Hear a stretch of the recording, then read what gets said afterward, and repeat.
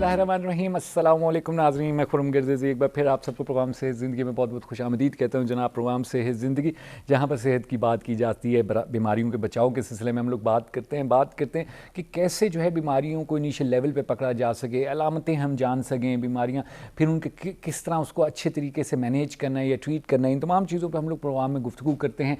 आज भी इसी सिलसिले को हम लोग आगे बढ़ाएँगे, बात करेंगे जनाब गॉल ब्लैडर जो होता है, जो पित्ता होता है, उसकी मुख्तलिफ कंडीशंस हैं, बीमारियां हैं, उसमें स्टोन्स वगैरह भी कभी कभार आ जाते हैं, उसके बारे में भी हम लोग गुफ्तगू करेंगे। हमारे साथ मौजूद हैं प्रोफेसर डॉक्टर रिजवान अजीज़। प्रोफेसर साहब जो हैं प्रोफेसर ऑफ सर्जरी हैं doctor Akbar Niazi teaching hospital Islamabad में। डॉक्टर साहब अपनी खिदमत अंजाम दे रहे हैं। डॉक्टर साहब से हमने टाइम लिया कि हम लोग पित्ते की मुख्तलिफ कंडीशंस, बीमारियाँ, उस पर हम लोग बात करें, क्या सोल्यूशंस होते हैं उस पर भी बात करेंगे। चलते हैं डॉक्टर साहब तक, गुफ्तगू का आगाज़ करते हैं। सलाम अलैकुम डॉक्टर साहब। वालेकुम अस्सलाम। थैंक यू वेरी मच, आपने टाइम निकाला हमारे प्रोग्राम के लिए। डॉक्टर साहब, पित्ते की जो मुख्तलिफ कंडीशंस है उस पर हम लोग बात करेंगे, लेकिन इससे पहले कि हम लोग जनरली पित्ते के बारे में बात करें, आप लोगों ने doctor Akbar Niazi teaching hospital में एक बड़ा इंटरेस्टिंग केस उसको डील किया जो कि पित्ते से मुतालिक था। बताइएगा थोड़ा सा हमारे नाज़रीन को। अच्छा, उसके बारे में वो एक बिल्कुल एक डिफरेंट केस था और बिल्कुल एक रेयर कंडीशन थी जो कि हमने वहाँ पे रिसेंटली ट्रीट किया और अल्हम्दुलिल्लाह पेशेंट बिल्कुल ठीक होके अच्छा, और हमने डिस्चार्ज भी कर दिया और शी इज़ एब्सोल्युटली फाइन। ज़बरदस्त। तो उस पर बात करने से पहले मैं थोड़ा सा एक लोगों के समझने के लिए, क्लैरिफिकेशन के लिए एक बात बता दूं कि इसमें हम क्योंकि बार बार एक लफ्ज़ यूज़ करेंगे एनॉमली। ठीक है। तो एनॉमली बेसिकली एक ऐसी कंडीशन होती है जिसमें आपकी किसी भी बंदे की एनाटमी नॉर्मल पॉपुलेशन से थोड़ी सी डिफरेंट हो सकती है। अच्छा, जैसे आपने नोटिस किया होगा, कभी देखा होगा आपने कि कुछ लोगों की पाँव पे 6 उंगलियां बिल्कुल ऐसे ही तो दैट इज़ एन एनॉमली। अच्छा, तो कोई भी अच्छा। ऐसी चीज़ जो आम लोगों से हट के, नॉर्मल से हट के हो, ठीक है, उसको एनॉमली हम लोग कहते हैं। अच्छा। तो पित्ते के सर्जरी के मामले में हमें बहुत ज़्यादा केयरफुल रहना पड़ता है, इसलिए कि पित्ते में एनॉमलीज होने के चांसेस काफ़ी ज़्यादा होते हैं। अच्छा, इन जनरल इन जनरल, अच्छा, ठीक है। तो जिसमें ख़ास तौर पे पित्ता जहाँ पे बाइल पाइप में खुल रहा है उसकी बजाय कहीं ऊपर या नीचे ओपन हो जाए, अच्छा। या छोटी आंत में ओपन हो जाए। फिर पित्ते की जो खून सप्लाई करने वाली नालियाँ हैं उसमें एनॉमली इस तरह से हो सकती है कि वो नाली आगे जाके लिवर को भी ब्लड सप्लाई कर रही हो। अच्छा, तो इस तरह की चीज़ों के लिए ऑलरेडी सर्जन बहुत ज़्यादा केयरफुल रहते हैं। ठीक है। तो इस पर्टिकुलर केस में which is very very rare case, मैं आपको पहले ये बता दूं कि इस तरह के अभी तक सिर्फ 25 केसेस अच्छा, रिपोर्ट हुए हैं हमारे लिटरेचर में। जबरदस्त। अच्छा, वर्ल्ड वाइड। ओह, और इसमें से 21 केसेस ऐसे हैं जो कि या तो ओपन सर्जरी में परफॉर्म किए गए, ठीक है। या अगर वो लेप्रोस्कोपिकली स्टार्ट किए गए तो सर्जरी ओपन सर्जरी में कन्वर्ट कर दी गई। अच्छा, और ठीक। सिर्फ 4 केसेस ऐसे अभी तक जी, लिटरेचर में रिपोर्टेड हैं जो कि लेप्रोस्कोपिकली या की होल के ज़रिए जबरदस्त, ठीक ऑपरेट है। किए गए। तो अल्हम्दुलिल्लाह हमारा 5th ऐसा केस है, 5वां, जो कि हमने लेप्रोस्कोपिकली कंप्लीट किया। और आप लोगों ने इसको फिर खोला नहीं, यानी नहीं, हमने नहीं ओपन करने की ज़रूरत नहीं पड़ी। अच्छा, हमें इसमें थोड़ा सा ज़्यादा टाइम लगा। ठीक है। तो इसमें ऐसा हुआ कि जब हमने कैमरा अंदर डाला तो सबसे एक जो बिल्कुल डिफरेंट चीज़ हमें लगी वो ये थी कि उसके 2 फंडस थे ऊपर, या जो 2 डोम थे। तो उससे हमें ये लगा कि ये कोई रेयर एनॉमली लग रही है, जिसमें ठीक है, कहीं ऐसा तो नहीं कि एक गॉल ब्लैडर ऊपर जाके 2 में डिवाइड हो रहा है। ठीक है। लेकिन जब हमने आहिस्ता आहिस्ता उसको सेपरेट किया लीवर से, तो वो पूरे 2 कंप्लीट सेपरेट पित्ते थे जो कि अलग-अलग अपना बाइल पाइप में ओपन हो रहे थे। अच्छा साहब, पूरा निज़ाम अलग-अलग अपना था, निज़ाम अपना था। अच्छा, इंटरेस्टिंग। अच्छा, अब इस तरह के केस में एक और बहुत ज़्यादा केयरफुल रहने की बात ये होती है कि उसमें जिस केस में आपको एक एनॉमली मिले उसमें ये डर होता है कि कहीं कोई और एनॉमली भी साथ ना हो। अच्छा, ठीक है। तो उसको फिर ओवरकम करने के लिए हम एक टेस्ट करते हैं जिसमें on table during the operation हम एक डाई इंजेक्ट करते हैं पित्ते में, ठीक है। और उसको डाई टेस्ट कहते हैं। उसको वैसे टेक्निकल लैंग्वेज में तो कोलेंजियोग्राफ कहते हैं। ठीक है। उसमें वो फिर डाई आगे जाती हुई हमें नज़र आती है कि बाइल पाइप्स में किस साइड पे जा रही है, और आगे बाकी की एनाटमी से बेसिकली वो एक कलर टाइप की चीज़ होगी, वो आपको फिर नजर आएगी आप जब टेस्ट वो में उसके उसको साथ देखेंगे। उसमें एक्सरे पे एक साथ पिक्चर आ रही होती है, ठीक उसके लिए है। एक स्पेशल सेटअप होता है जो अल्हम्दुलिल्लाह हमारे वहाँ पे मौजूद था उस ठीक वक्त और है। अवेलेबल था। ज़बरदस्त। तो उसमें इंजेक्ट करके ठीक तो है। फिर उस सामने एक्सरे पे हम उसको देख लेते हैं कि वो लाइव किस तरह से किस तरफ जा रही है और बाकी की एनाटमी इस पेशेंट की क्या है। ठीक है, सही है। तो वो करके पूरी तरह तसल्ली करके अल्हम्दुलिल्लाह फिर हमने दोनों पित्ते निकाल दिए ज़बरदस्त। और अच्छा, पेशेंट एक 2 दिन हमारे पास रही and then she was discharge और अल्हम्दुलिल्लाह बिल्कुल ठीक है। ज़बरदस्त। और आप लोगों ने कम्प्लीटली ये लेप्रोस्कोपिकली ये किया? कम्प्लीटली हमने लेप्रोस्कोपिकली किया और जैसे मैंने बताया कि ये 5th केस होगा जो कि दुनिया में वर्ल्ड वाइड लेप्रोस्कोपिकली किया गया है। ठीक। तो हमने इसको रिपोर्ट भी किया है लिटरेचर में। हमने अपने एक जर्नल है हमारा JPMA, ठीक है। Journal of Pakistan medical association, ठीक है। उसमें बड़ा रेप्यूटेड जर्नल है, तो उसमें हमने इसको भेजा हुआ है पब्लिकेशन के लिए। तो वो अभी रिव्यू के प्रोसेस में है और इंशाल्लाह जब ये पब्लिश हो जाएगा तो ये वर्ल्ड वाइड एक्सेसिबल होगा। ज़बरदस्त। तो लेकिन ये तो आप लोग फिर बहरहाल इंटरनेशनली भी इसको पब्लिश कर सकते हैं क्योंकि जैसे रेयर केस है। बिल्कुल इंटरनेशनल भी पब्लिश कर सकते हैं। ठीक है। तो वंस वो इसमें आ जाएगा देन उसके बाद आगे हम अगला स्टेप ये होगा कि हम इसके बारे में सोचेंगे। ज़बरदस्त। अच्छा, और जो है इसमें जो दोनों पित्ते हैं वो दोनों निकाल दिए गए? दोनों पित्ते निकाल दिए गए क्योंकि वो फिर चूँकि दोनों अपने नॉर्मल जगह से सेपरेट हो चुके थे लिवर बेड से। और उसके बाद दूसरा प्रॉब्लम इसमें ये होता है कि अगर एक पिता छोड़ें तो फिर उसमें कॉम्प्लिकेशन होने के, दोबारा स्टोन बनने के चांसेस काफ़ी ज़्यादा होते हैं। ठीक है। तो फिर उस सूरत में दोबारा ऑपरेशन करना पड़ता है जो कि काफ़ी डिफ़िकल्ट हो जाता है। अच्छा, तो इसलिए फिर दोनों पित्ते निकाल दिए। ठीक। और कोई वजूहात आपके सामने आई जब आप लोगों ने इन्वेस्टिगेट किया कि जी क्या वजह है कि सिर्फ पित्ता ही, 2 पित्ते कैसे, और वो भी पूरे प्रॉपरली 2 पित्ते जैसे आप कह रहे हैं अपने अपने निज़ाम के साथ? कोई ऐसी इसमें कोई वजह नहीं नज़र आई हमें। हमने बाद में उसका एक टेस्ट होता है जिसको MRCP कहते हैं, ये MRI की एक फॉर्म है। ठीक है। तो ऑपरेशन के बाद जब पेशेंट रिकवर हो गई तो हमने वो टेस्ट भी कराया। ठीक है। लेकिन उसके अलावा बाकी सारा निज़ाम उस पेशेंट का बिल्कुल नॉर्मल की तरह था और कोई और एनॉमली हमें बस एक नेचुरल पेचीदगी है कि बस वो उस एरिया में हो गई। ये एनॉमली बेसिकली एक ऐसी चीज़ होती है जो बाय बर्थ ही होती है। तो ये शुरू से ऐसे ही उसका निज़ाम बना होगा। ठीक है। ज़रूरी इसी तरह ही जब उसको तकलीफ होनी शुरू हुई तो वो हमारे पास आ गए। सही। और ज़रूरी नहीं है कि कोई बहुत नोन रीज़न इसमें देखने को मिले। नहीं, कोई हमें एज सच कोई रीज़न मिली नहीं। सही। लेकिन ये इम्पोर्टेंट ये है कि उसको आप लोगों ने मैनेज कर लिया। हमने उसको मैनेज किया अल्हम्दुलिल्लाह, अल्लाह का बड़ा शुक्र है, और लेप्रोस्कोपिकली किया। ठीक है। और जो हमने ऑन टेबल जो मैंने आपको बताया कोलेंजियोग्राफ किया, वो भी बहुत मॉडर्न किस्म का एक टेस्ट है जो कि ऑपरेशन थिएटर्स में अवेलेबल होता है। ठीक है। ऑपरेशन के दौरान जिसमें हम फिल्म्स या एक्सरेज ले सकते हैं। ज़बरदस्त। और उसके बाद अल्हम्दुलिल्लाह पेशेंट बिल्कुल ठीक रिकवर हुई और सही डिस्चार्ज हुई। ऐसे केसेस या इस तरह के थोड़े से भी कोई पेचीदगी केसेस हो तो हमारे लोग जो हैं वो टिकट लेते हैं और लंदन पहुंच जाते हैं। तो आप लोगों ने कैसे हिम्मत की कि जी नॉर्मली तो लोग बिलीव ही नहीं करते, वो कहते हैं जी इस तरह का केस है, पाकिस्तान में तो हो ही नहीं सकता ट्रीटमेंट इसका। उसमें एक तो ये कि हम लोगों को, मुझे ख़ास तौर पे ये कॉन्फिडेंस था कि हमारे पास ऑपरेशन थिएटर में, हमारे हॉस्पिटल में हर तरह की फैसिलिटी अवेलेबल है। अच्छा, ठीक है। तो अगर हम इसको प्रोसीड भी करेंगे तो हम इंशाल्लाह उसे कंप्लीट कर सकेंगे। ठीक है। और दूसरा ये कि मेरी चूँकि काफ़ी अरसा सर्जरी में मैंने काम किया और यूरोप में भी किया, सऊदी अरब में भी, पाकिस्तान में भी, तो मेरा काफ़ी एक्सपीरियंस है इस तरह के केसेस को डील करने में। ठीक है। और मेरे साथ बहुत अच्छी टीम है डॉक्टर्स की और नर्सेज की, और they are all very well trained. अच्छा। तो इसलिए हम लोग कॉन्फिडेंट थे कि हमें प्रोसीड करना चाहिए and we will finish the case properly and patient safety का ख्याल रखते हुए। सही। डॉक्टर साहब, ये बड़ी इंपॉर्टेंट बहस है। बीमारी पे बात करना वो एक अलग चीज़ है, लेकिन ये जो अभी अब बात हो रही है कि यहाँ पर आपने कहा कि हमारा ऑपरेशन थिएटर फुली इक्विप्ड है और कोई ऐसी चीज़ नहीं थी, तो दैट्स वाई आप कॉन्फिडेंट थे कि आप कर सकते, क्योंकि ये चीज़ लोगों को पता होनी चाहिए कि हमारे यहाँ ऐसा ही कि थोड़ी सी भी बीमारी अगर डिफरेंट टाइप की हो तो हम लोग डरते हैं कि जी नहीं यहाँ पर तो हो ही नहीं सकता।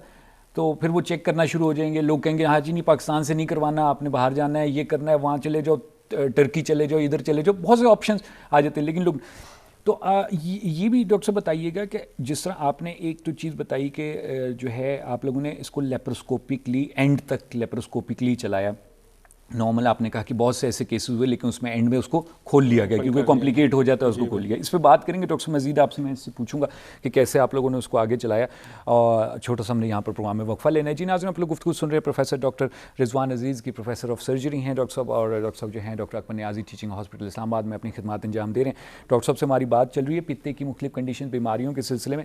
बड़ा इंटरेस्टिंग केस डॉक्टर साहब ने बताया कि दुनिया में जो है 5वां केस डॉक्टर साहब ने बताया कि 2 पित्ते, प्रॉपर 2 पित्ते एक शख्स के अंदर होना और फिर उसको ऑपरेट करना, और ऑपरेट भी लेप्रोस्कोपिकली जो है डॉक्टर रिजवान अजीज़ और उनकी टीम ने इसको लेप्रोस्कोपिकली ट्रीट किया, यानी उसको पूरा खोला भी नहीं।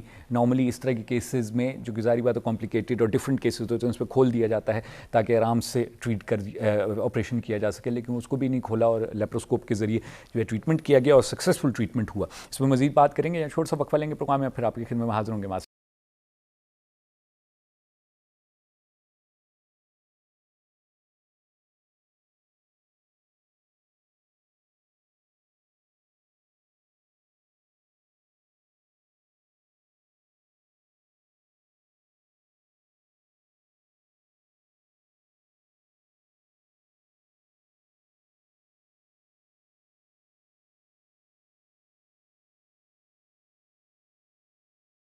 प्रोग्राम में एक बार फिर आपको खुशामदीद कहते हैं। प्रोफेसर डॉक्टर रिजवान अजीज़ हमारे साथ स्टूडियो में मौजूद हैं, डॉक्टर प्रोफेसर ऑफ सर्जरी हैं, और प्रोफेसर साहब से doctor Akbar Niazi teaching hospital में डॉक्टर साहब अपनी खिदमत अंजाम दे रहे हैं। डॉक्टर साहब से हम पित्ते की बीमारियाँ, पित्ते की मुख्तलिफ कंडीशंस, उसको फिर निकाल देना, क्यों निकालना, इन तमाम चीज़ों पर डॉक्टर साहब से हमारी बात चल रही है। Doctor Akbar Niazi teaching hospital में दुनिया में 5वां केस किया गया जिसमें डबल पित्ता यानी 2 पित्ते एक शख्स के अंदर मौजूद थे और उसको जो है सर्जिकली उसको मैनेज किया गया, उसको रिमूव किया गया, और ये दुनिया का 5वां केस था और उसको सक्सेसफुली पाकिस्तान में इस्लामाबाद में doctor Akbar Niazi teaching hospital में उसको मैनेज किया गया। तो हम लोग डॉक्टर साहब से यही बात कर रहे थे कि जनाब कैसे इतना कॉम्प्लिकेटेड केस आप लोगों ने उसको मैनेज किया और सक्सेसफुली मैनेज किया। मज़ीद बात करेंगे डॉक्टर साहब के। अच्छा डॉक्टर साहब, ये भी बताइएगा कि इसका मतलब है कि जो आप लोगों की, हमारे जो सर्जन्स हैं पाकिस्तान में, वो इस काबिल हैं पूरी तरह कि इस तरह का, इवन इस तरह का कॉम्प्लिकेटेड केस भी आए तो उसको भी डील कर सकते हैं? देखें, पाकिस्तान में अल्हम्दुलिल्लाह काफ़ी सेंटर्स ऐसे बन गए हुए हैं कि जहाँ ऑपरेशन थिएटर्स वेल इक्विप्ड हैं, और हमारा सेंटर ऑब्वियसली उनमें से एक है जिसमें हमने अभी ये केस किया है। सर्जन्स भी माशाल्लाह वेल ट्रेंड हैं और आई एम कॉन्फिडेंट कि वो बिल्कुल इस तरह के केसेस को डील कर सकते हैं। इसमें मैं जो एक छोटी सी बात जनरली सबके लिए कहना चाहता हूँ, वो ज़ाहिर है ये होती है कि सबसे ज़्यादा प्राइम इम्पॉर्टेंस हमारी नज़र में पेशेंट सेफ्टी की होती है। ठीक है।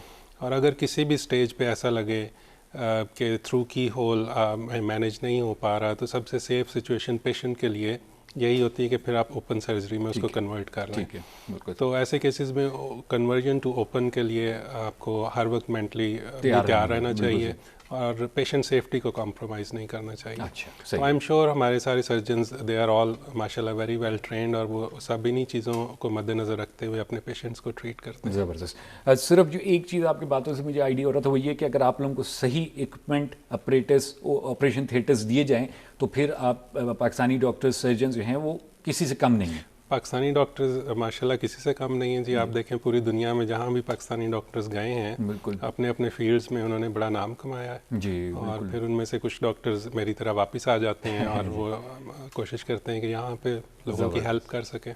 बहुत बड़ी अचीवमेंट डॉक्टर साहब, आपको मुबारकबाद देते हैं।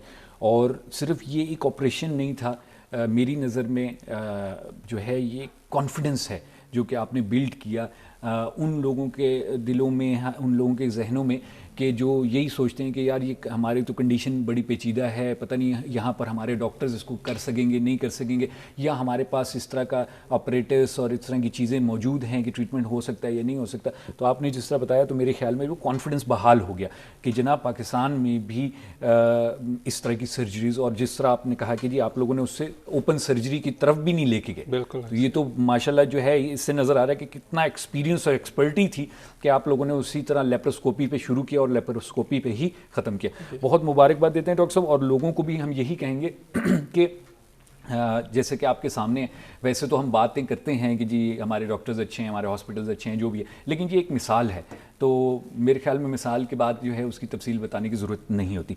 डॉक्टर साहब थोड़ा सा हम आ जाते हैं गॉल ब्लैडर की तरफ, पित्ते की तरफ। वैसे कुछ ना हो तो पित्ते को कुछ नहीं होता है और हम लोग इंपॉर्टेंस भी नहीं देते, कभी उसकी बात भी नहीं करते, लेकिन जब ये शरारत करता है या कोई मसला होता है इसमें तो बहुत सीरियस हो जाती हैं चीज़ें। ऐसा क्यों है, क्या होता है इसके अंदर? अच्छा, पित्ते के जो सबसे ज़्यादा कॉमन मसला है जो आम लोगों को जिससे प्रॉब्लम होती है वो पित्ते की पत्थरी है। अच्छा, पित्ते की पत्थरी के बारे में थोड़ी सी मैं 1-2 मिनट में थोड़ा सा बता दूं कि पित्ते की पत्थरी जो यूजुअली आमतौर पे 3 टाइप्स की पत्थरियाँ होती हैं, जो कि या तो कोलेस्ट्रॉल से बनती हैं, ठीक है, या पिगमेंट्स यानी बाइल और कैल्शियम उनसे मिलकर बनती हैं, और या मिक्स्ड होती हैं। अच्छा, तो यूरोप और अमेरिका में कोलेस्ट्रॉल की पत्थरियाँ ज़्यादा कॉमन हैं। अच्छा। और due to some reason Indo Pak में जो है पिगमेंट स्टोन्स जो हैं वो ज़्यादा कॉमन है। अच्छा, ठीक है। पिगमेंट स्टोन्स का ये होता है कि वो they are multiple in number, छोटे छोटे स्टोन्स होते हैं, और वो ज़्यादा कॉम्प्लिकेशंस इस तरह से कर सकते हैं कि बाज़ दफ़ा स्टोन स्लिप होके बाइल पाइप्स में या छोटी आंत पे जहाँ बाइल पाइप्स खुलते हैं वहाँ स्टक हो सकता है, जिसकी वजह से एक इमरजेंसी सिचुएशन बन सकती है, पेशेंट को यरकान हो जाता है, काफ़ी सीवियर पेन होता है। अच्छा, पित्ते की पत्थरी काफ़ी कॉमन है, उसके बारे में हमारे मेडिकल टर्म्स में 2-3 वर्ड्स यूज़ होते हैं, जिसमें एक होता है कि 40 यानी 40 से ज़्यादा की उम्र में ये ज़्यादा कॉमन हो जाती है। अच्छा। हालांकि हमने 40 से कम एज में भी पेशेंट्स देखे हैं और अब ज़्यादा कॉमनली आना शुरू हो गए, लेकिन शुरू में 40 एक था काइंड ऑफ डिजिट जिससे ऊपर ज़्यादा कॉमन हो जाती है। ठीक है। दूसरा इसमें था फैटी फूड। अच्छा, तो फैटी फूड के साथ इसका बड़ा लिंक है, फ्राइड फूड्स और फास्ट फूड्स, और ये सारी एफ से शुरू होती हैं सारी चीज़ें। बिल्कुल। तो fried food, fatty food, fast food, ये सारी जो हैं ये नोटोरियस हैं पित्ते में पत्थरी करने के लिए, या जिन लोगों को पित्ते में पत्थरी हो उनमें प्रॉब्लम क्रिएट करने के लिए। ठीक है। अच्छा, तीसरा बड़ी माजरत के साथ ये बिल्कुल अनबाइस्ड मैं बात कर रहा हूँ, लेकिन ये डाटा चूँकि ये कहता है, ठीक है, दैट इज़ फीमेल्स। अच्छा सही है। तो फीमेल्स में इसकी रेशो बहुत ज़्यादा है मेल्स की निस्बत। अच्छा, तो ये इस तरह के पेशेंट जब हमारे पास आते हैं तो पहली सोच यही आती है कि उनके सिम्टम्स में पित्ते में पत्थरी ना हो। ठीक है। अच्छा, इसके अलावा जो लिटरेचर या डाटा दुनिया में इकट्ठा किया गया उसमें ये बताया गया है कि तकरीबन 15% लोगों में पित्ते में पत्थरी हो सकती है। ठीक है। और उनमें से अक्सर लोग ऐसे होते हैं जिनको हो सकता है कोई सिम्टम्स भी ना हो। अच्छा। और वो किसी और वजह से अल्ट्रासाउंड कराएं तो उस पर पिक हो। अच्छा, यानी हो सकता है पेन वगैरह, हो सकता है कुछ भी ना हो, बल्कि उसको पता भी ना हो कि उसके पित्ते में पत्थरी है, और किसी और वजह से इन्वेस्टिगेशंस कराई जाएं और उसमें वो सामने आए। तो ये टोटल नंबर लिटरेचर में जो है 15%, यानी हर 100 में से 15 लोगों को पित्ते में पत्थरी हो सकती है। अच्छा। प्रॉब्लम उस वक्त होती है जब ये सिम्टम्स यानी अलामात देना शुरू कर देती है। वो अलामात सबसे कॉमन ये है कि खाना खाने के बाद पेट के ऊपर वाले हिस्से में दर्द शुरू हो जाए। अच्छा। या नौजिया या वॉमिटिंग बाज़ दफ़ा हो जाती है, बाज़ दफ़ा खाना खाने को दिल नहीं करता। ठीक है। अच्छा, ये अलामात जो हैं साथ ही पेट के दरमियानी हिस्से में और दाईं साइड पे दर्द शुरू हो जाता है ऑफ एंड ऑन, जो कि स्पेशली कोई फैटी फूड या फ्राइड फूड लेने के बाद ज़्यादा सीवियर हो जाता है। अच्छा। इस तरह की अलामात में हम हमेशा सबसे पहले पित्ते की पत्थरी के बारे में सोचते हैं। अच्छा, इसमें ख़ास बात ये है कि सबसे ज़्यादा ख्याल उन पेशेंट्स में हमें रखना पड़ता है जो डायबिटिक हों। ठीक है। क्योंकि डायबिटिक पेशेंट्स में एक प्रॉब्लम ये होता है कि पित्ते की पत्थरी के अलामात थोड़ी देर से ज़ाहिर होती हैं, जब तक कि वो कोई ना कोई कॉम्प्लिकेशन कर सकता है। तो इसलिए जो डायबिटिक पेशेंट्स होते हैं उनमें हम कोशिश करते हैं कि उनका जल्दी और फौरी इलाज किया जा सके। अच्छा, ठीक हो। तो इसके अलावा बाज़ जो लाइफ थ्रेटनिंग कॉम्प्लिकेशंस, जैसे आपने पहले कहा कि बाज़ कंडीशन बहुत सीवियर हो जाती है, जी सुनते हैं, वो तभी होती है कि जब पित्ते की पत्थरी या तो किसी ऐसी जगह पे स्टक हो जिसकी वजह से पित्ते में सुराख हो जाए। अच्छा। वो एक इमरजेंसी कंडीशन बन जाती है। अच्छा। या पित्ते की पत्थरी किसी ऐसी जगह पे बाइल पाइप में आके स्टक हो जाए कि वो बाइल के फ्लो में ब्लॉकेज पैदा कर दे। ठीक है। जिसकी वजह से जॉन्डिस हो जाता है और काफ़ी सीवियर इन्फेक्शन हो सकता है। वो भी एक इमरजेंसी कंडीशन होती है। डॉक्टर, इसमें क्या होता है कि हमने सुना है कि फट जाए तो बड़ा ख़तरनाक होता है, जहर होता है इसमें, और पता नहीं क्या क्या लोग कहते हैं।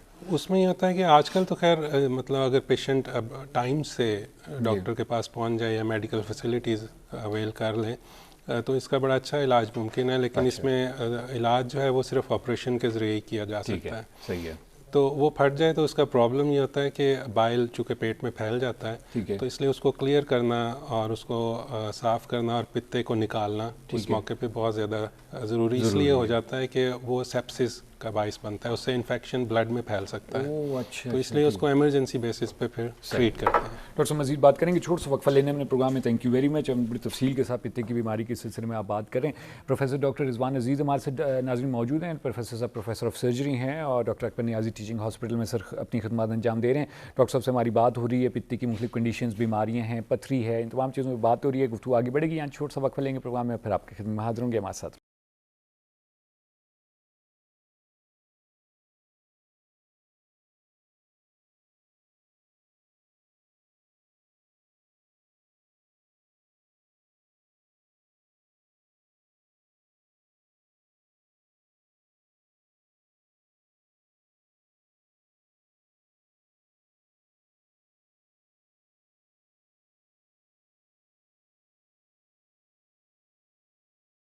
प्रोग्राम में एक बार फिर आपको खुशामदीद कहते हैं। प्रोफेसर डॉक्टर रिजवान अजीज़ हमारे साथ स्टूडियो में मौजूद हैं। डॉक्टर साहब प्रोफेसर ऑफ सर्जरी हैं, doctor Akbar Niazi teaching hospital में अपनी खिदमत अंजाम दे रहे हैं इस्लामाबाद में। डॉक्टर साहब से हमारी बात चल रही थी पित्ते की मुख्तलिफ कंडीशंस, बीमारियाँ, तमाम चीज़ों में डॉक्टर साहब ने बात की। इसी गुफ्तगू हम आगे बढ़ा रहे हैं। अच्छा डॉक्टर साहब, फिर ट्रीटमेंट्स ऑप्शंस आपके पास क्या मौजूद हैं जब पित्ते में पथरी आ जाए या कोई भी ब्लॉकेज हो जाए?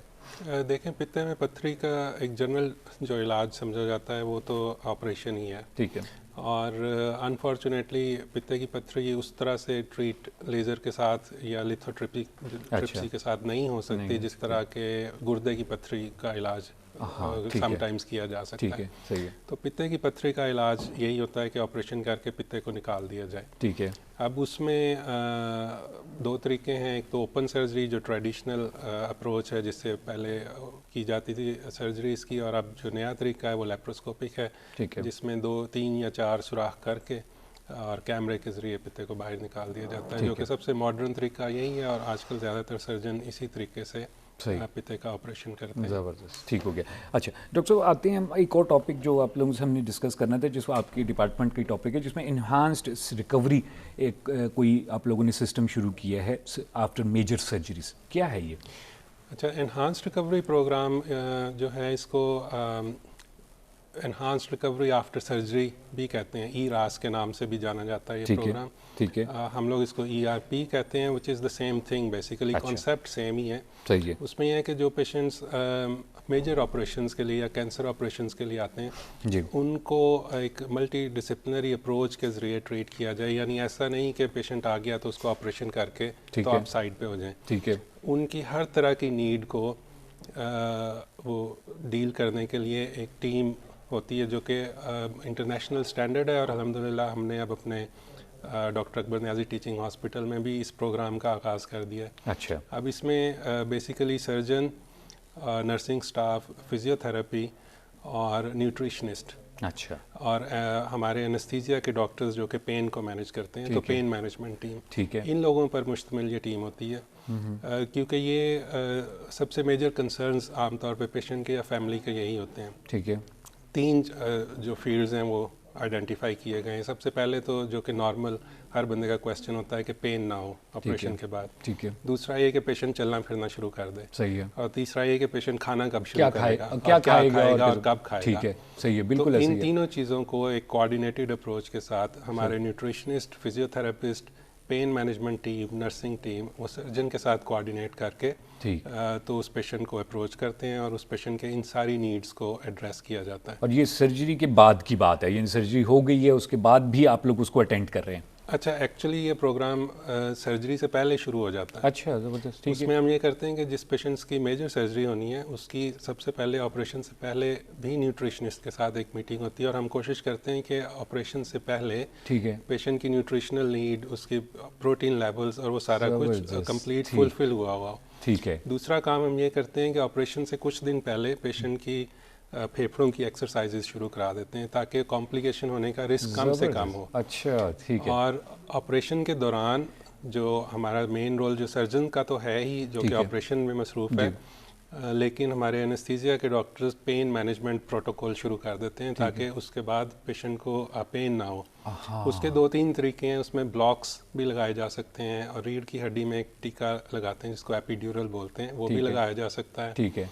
और इसके अलावा डिफरेंट किस्म के इंजेक्शंस दिए जा सकते हैं, वो इसका एक प्रोटोकॉल डिसाइड कर लेते हैं कि पेशेंट को पेन ना हो। अच्छा, ये पहले से ही डिसाइड हो जाता है बजाय इसके कि बेचारे पेशेंट को पेन हो फिर डॉक्टर आए और वो दवाई लिखे या इंजेक्शन, तो शुरू से ही आप इसको चीज़ों को फॉलो करें। वो उसी वक्त से शुरू हो जाता है। ठीक है, क्योंकि आपको पता है कि जी मेजर सर्जरी है तो पेन तो होगा इसको बेचारे को बाद में। अच्छा, अब ऑपरेशन के बाद इसमें ख़ास बात यह है कि जब पेशेंट को पेन नहीं होता तो 2 चीज़ें बहुत इंपॉर्टेंट होती हैं। एक तो वो उठ के बैठ जाता है, ठीक है, क्योंकि पेन नहीं हो रहा होता। बिल्कुल सही। हाँ, और वो एनेस्थीसिया में। और दूसरा ये कि psychologically they feel very happy कि जब पेन ना हो रहा हो तो उनको लगता है कि सब कुछ ठीक हो गया। ठीक है।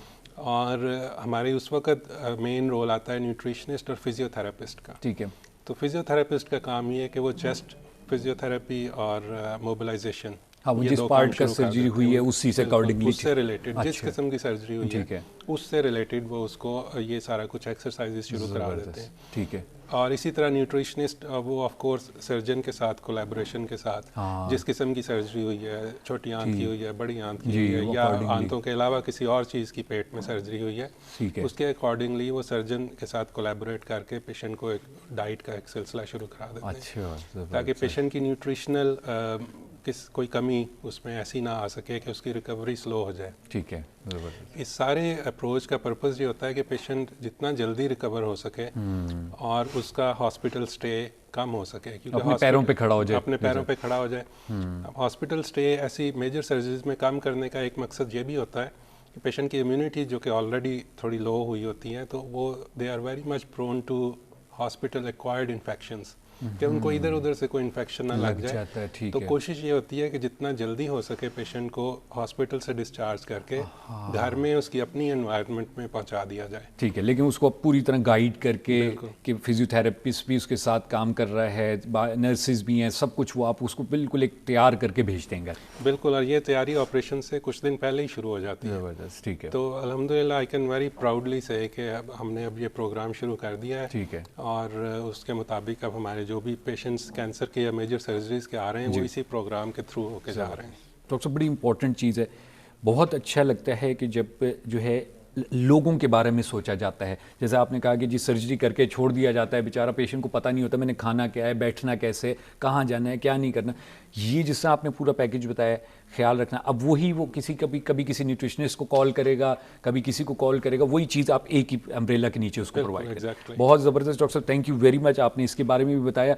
प्रोफेसर, टाइम बिल्कुल हमारा ख़त्म हो गया प्रोग्राम का। इंशाल्लाह अगले प्रोग्राम में मज़ीद हम लोग इस मौजू पर बात करेंगे और मौजूदात पर बात करेंगे। थैंक यू वेरी मच, आप तशरीफ़ लाए। बहुत शुक्रिया। थैंक यू जी। नाज़रीन, आप लोग गुफ्तगू सुनी प्रोफेसर डॉक्टर रिजवान अजीज़ की। प्रोफेसर साहब जो हैं प्रोफेसर ऑफ सर्जरी हैं doctor Akbar Niazi teaching hospital में डॉक्टर साहब अपनी खिदमत अंजाम दे रहे हैं। डॉक्टर साहब से हमारी पित्ते की बीमारियों के सिलसिले में बात हुई और एक बार फिर मैं डॉक्टर साहब को भी मुबारकबाद दूंगा, डॉक्टर साहब की टीम को भी मुबारकबाद दूंगा कि दुनिया में 5वां केस जो कि डबल ब्लैड इसके गाल ब्लैडर का केस आया और वो doctor Akbar Niazi teaching hospital में उसको बड़े सक्सेसफुली हमारे सर्जन्स ने हमारे ही पाकिस्तान के अंदर हॉस्पिटल में उसको ट्रीट किया और सक्सेसफुली पेशेंट को डिस्चार्ज किया। तो मेरे ख्याल में ये मोर देन इनफ कि हमारा कॉन्फिडेंस बिल्ड हो अपने डॉक्टर्स पे, अपने हॉस्पिटल पे। अपना बहुत ख्याल रखिएगा। इंशाल्लाह अगले प्रोग्राम में फिर आपकी खिदमत में हाजिर होंगे। तब तक के लिए मुझे खुरम गर्देजी और डॉक्टर रिजवान अजीज़ को प्रोग्राम से ज़िंदगी से इजाज़त दीजिए। खुदा हाफिज़।